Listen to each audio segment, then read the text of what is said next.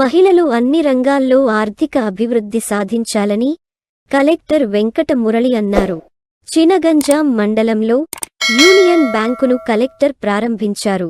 ఈ సందర్భంగా కలెక్టర్ మాట్లాడుతూ, బ్యాంకులు ఏర్పాటు ద్వారా మన దగ్గర ఉన్న నగదును దాచుకోవటానికి, బ్యాంకు ద్వారా రుణాలు పొంది ఆర్థికంగా ఎదిగేందుకు దోహదపడతాయన్నారు.